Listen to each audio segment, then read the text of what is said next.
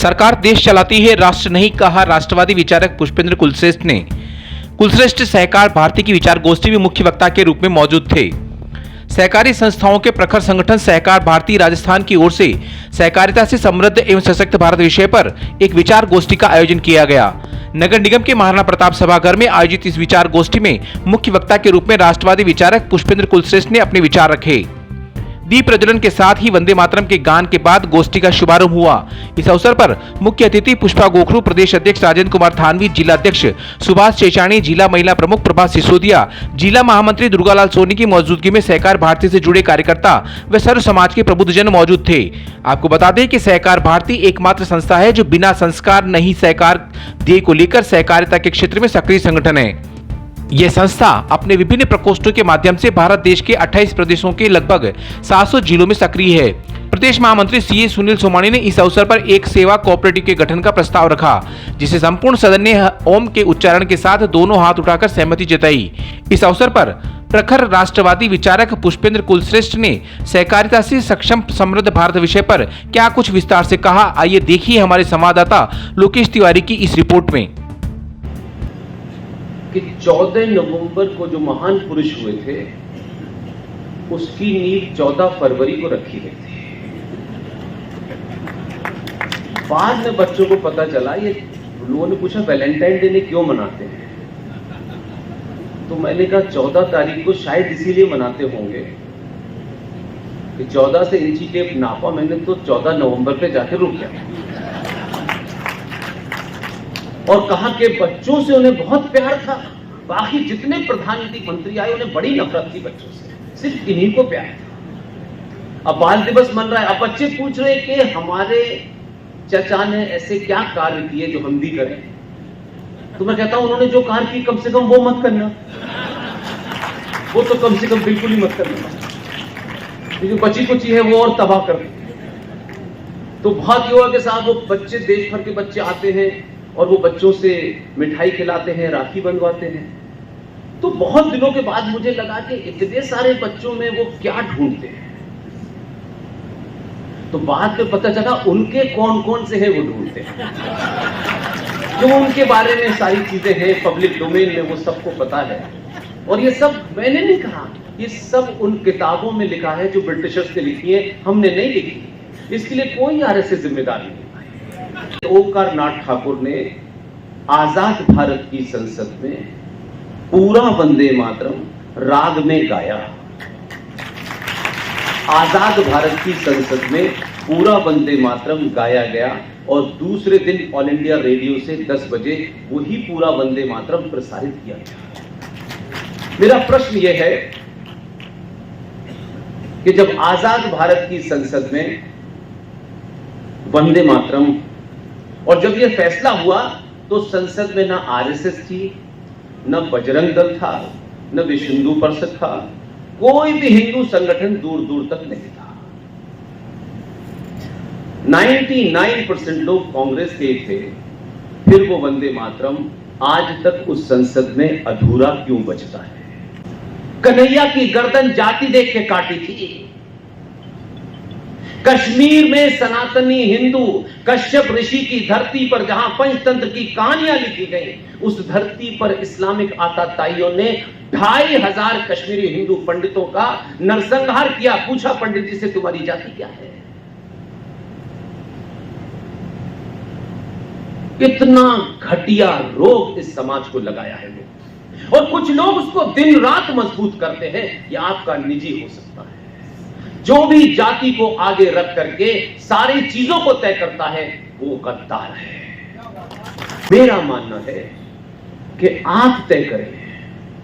हम पूरी दुनिया के एकमात्र ऐसे देश हैं जो पूरा समाज, पूरा राष्ट्र सरकार के ऊपर निर्भर है। सरकार 500 एमपी जिसे देश के लोग चुनते हैं, इस देश में ब्यूरोक्रेसी होगी, कुल मिलाकर के 5-10 करोड़ लोग मान लीजिए सरकारी कर्मचारी होंगे, प्रधानमंत्री होंगे, मंत्री होंगे, कोई 10 करोड़ मान लीजिए, बहुत बड़ी गिनती बनेगी। 10 करोड़ लोगों की सत्ता व्यवस्था के चलाने वालों पे इस देश के 80 करोड़ निर्भर हैं। जबकि दुनिया का नियम यह है, और इसलिए कठोर है, जिस दिन भी सनातनी हिंदू समाज अपनी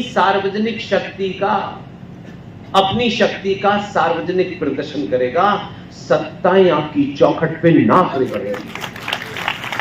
दलित अलग है, ब्राह्मण अलग है, ठाकुर अलग है, मेरे घर नेता आ गए, उनके घर मंत्री आ गए, ये इस भाव से भाव निकलिए, क्योंकि दुनिया में राष्ट्र सत्ता के तय करता है कि तुम्हें सरकार कैसे चलानी है। यहां सरकार क्या तय कर रही है कि मंदिर कब खुलेगा, मंदिर कब बंद होगा, मंदिर पे कितना पैसा चढ़ेगा, नहीं चढ़ेगा, और हम उस सरकार से उम्मीद करते हैं कि वो हमारे लिए काम करे।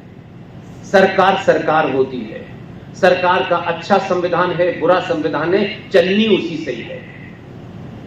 इसलिए जब आप ये रोते हैं इस सरकार ने ये नहीं किया, उस सरकार ने ये नहीं किया, सरकार एक नियम से बंधी हुई है, सरकार का नियम अच्छा है, बुरा है, और सरकार देश चलाती है, राष्ट्र नहीं चलाती।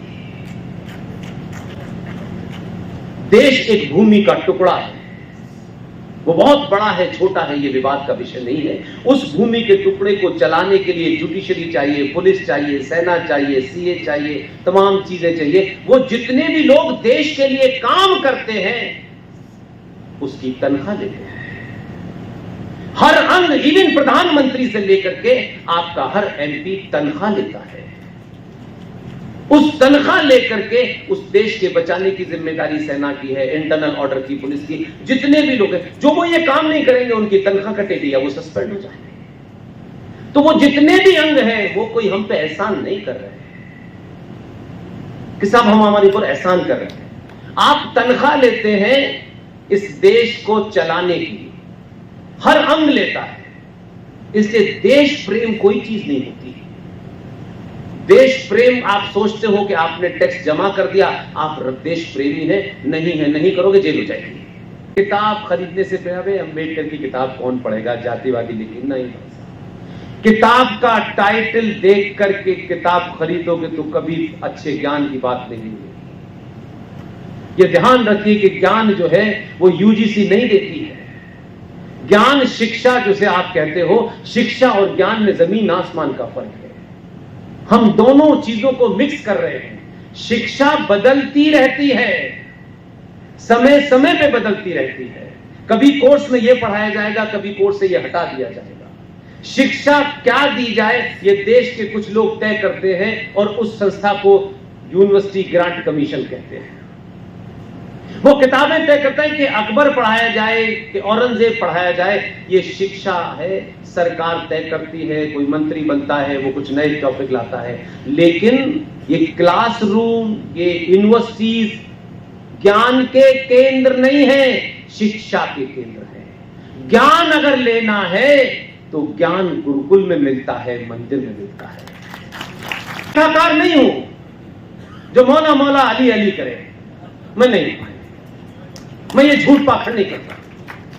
राम के समकक्ष इस भारत का पूरी विश्व की धरती पर कोई समकक्ष खड़ा नहीं हो सकता।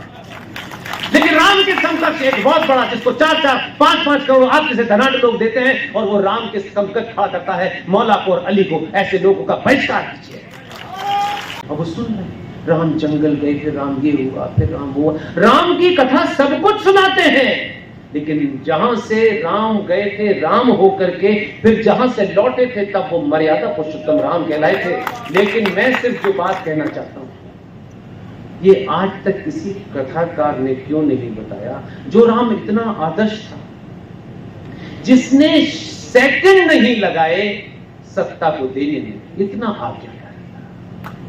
उस राम को हम आदर्शवाद में तो इतना ऊंचा लेके जा रहे हैं, लेकिन उस राम का ये चरित्र क्यों नहीं बताते कि जब राम जंगल के लिए निकले थे तो राम की खोपड़ी खराब थी क्या? उनको नहीं मालूम था, लेकिन राम राम थे। आपने राम को जिस तरह बेचा है वो राम नहीं है। राम जब अपने घर से निकले हैं तो राम के कंधे पे एक धनुष बाण भी था, और राम को पता था कि जंगल में पागल कुत्ते भी मिलेंगे, जिहादी भी मिलेंगे, जो तीर कमान की भाषा ही समझेंगे, वहां प्रवचन से कुछ काम नहीं चलेगा। तो राम जब गए हैं और उसके बाद में राम के दो रूप हैं, उस रूप की कहानी नहीं बताते, क्योंकि वहां से अगर माओ बहनों के अंदर पुरुषार्थ पैदा हो गया तो कथा में तो अकेले कल यही बैठे होंगे, ये उनको पता है। तो परसों फिर आना है, यहां नहीं आना, तो कलकत्ते में जाना है, तो वहां से बताना शुरू करेंगे। राम जो इतना आदर्शवादी था, इतना आज्ञाकारी था, राम गए, राम की पत्नी को कोई उठा के ले गया, समुद्र से हफ्ते भर तक विनती की, सारे शब्दों की मर्यादाओं का ध्यान में रखते हुए राम से कहा कि मेरी पत्नी को एक राक्षस उठा के ले गया है, हे समुद्र देवता मुझे रास्ता दे। समुद्र देवता क्या बकवास कर रहा है आदमी, उसने सुनी नहीं, यहीं से मेरा कैच है। वो समुद्र जिसने रास्ता राम को मांगने से नहीं दिया, जैसे ही राम ने धनुष बाण ताना, समुद्र अपनी औकात में आया कि लीजिए रास्ता। ये दुनिया धनुष की भाषा समझती है, इसलिए दोनों में मिक्स मत कीजिए। एक राम घर में है, वही राम समाज में है। जिसको घर चलाना है वो राम की कथा सुने, और जिसे राष्ट्र चलाना है वो महाभारत की कथा सुने। अपनी बेटी के लिए बेटा चुनते वक्त सिर्फ इतना ही ध्यान रखना कि किसी पागल का हाथ मेरी बेटी के गले पे अगर आया तो ये पुरुषार्थी लड़का उसका हाथ तोड़ उसके हाथ में। ये नहीं सुनते हम। फिर वो बेटी कभी जहेज के नाम पे जलाई जाती है, कभी वो सूटकेस में मिलती है, कभी वो फ्रिज में मिलती है। आप जिम्मेदार हैं, हम जिम्मेदार हैं। सब कुछ बदल गया है, लेकिन सब कुछ बहुत कुछ नहीं बदला है, क्योंकि आपका ध्यान 2 रुपए किलो चावल और 2 रुपए किलो आलू पे चला गया है। और ऐसे ऐसे नेता पैदा हुए हैं कि वो आलू की फैक्ट्री नहीं, सोने की, आलू से सोना बना, वो भी हमारे बीच में, और वो भी चुनाव जीत जाते हैं। यार इससे तो पता चलता है कि हमारे बीच में मूर्ख हैं, अभी भी कम नहीं।